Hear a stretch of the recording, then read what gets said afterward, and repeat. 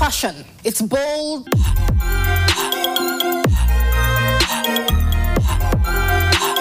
It's beautiful.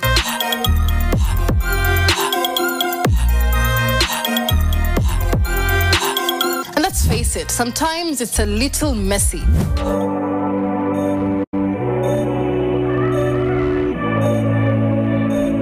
Did you know that your closet could be part of a global crisis?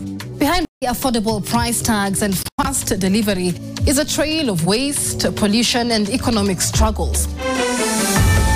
Textile waste from Europe, the US, Asia is leading to a new problem in Kenya. The discarded clothes are sent to markets in East Africa for recycling.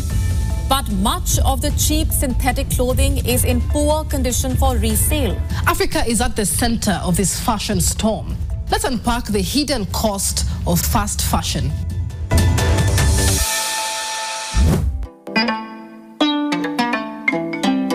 Every year, mountains of second-hand clothes, also known as mitumba, land in Africa, sent by Western countries that have run out of room for their barely worn Zara dresses.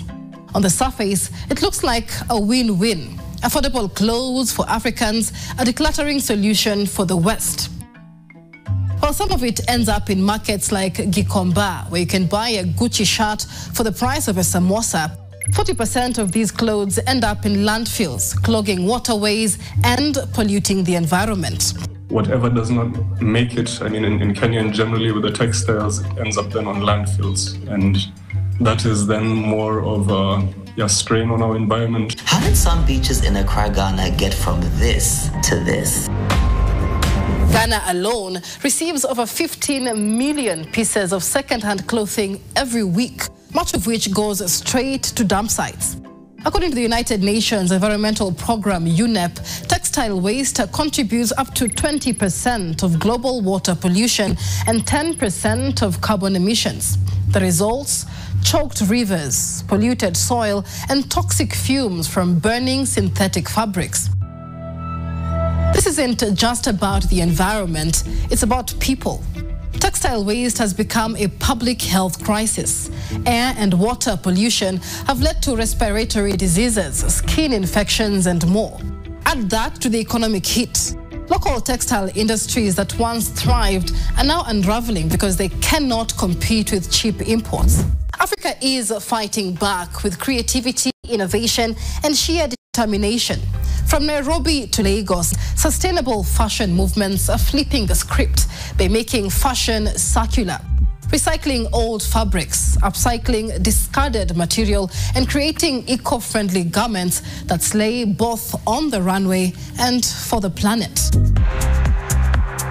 There's so many people who are already, doing upcycling or recycling, working on different initiatives around the across the African continent. I mean, in Kenya alone, like last year, we were part of this eco-fashion event, and it was really nice to see all these different designers and brands already who had been even there before us, dealing with upcycling. We have been upcycling already before it was supposed to be a business. It's like sometimes you can't afford a new pair of pants. What do you do? Like if it has a hole, you upcycle it. Upcycling is basically adding value or using already an existing material or piece and adding its value, or like reconstructing its value. Gikomba, for example, you buy a curtain, one piece at 1,200 shillings, and we would turn that, for example, into a coat, a trench coat, that at the end of the day we would sell, for example, at, just for argument's sake, 12K. And there we are changing the value of the initial product and turning it then into our unique aspects. With our own offcuts, I mean, we do look to create then, let's say, smaller accessories, or use those offcuts of our own materials to detail other garments, or just really trying to see how to minimize at the end of the day in each step of our processes the textile waste. Governments are catching on too. Rwanda has led the charge with policies restricting second-hand imports to protect its local textile industry. The challenge is, as I said, with upcycling these bed sheets or tablecloths, it's like very individual pieces.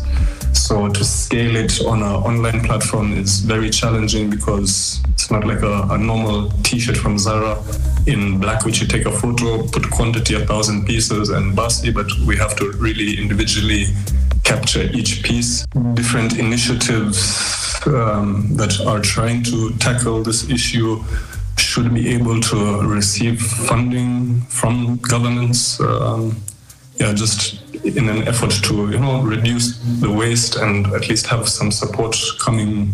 Kenya is following suit with sustainable fashion pop-ups and local brands paving the way for change.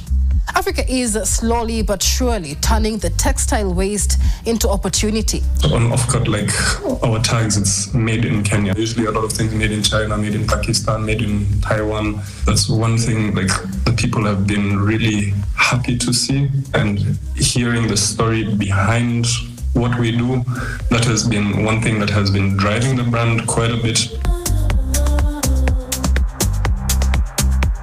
Now, fashion might be cheap and cheerful, but its consequences are neither. Africa is proving that with innovation, policy changes, and a little ingenuity, we can turn textile waste into opportunities and maybe even a better world.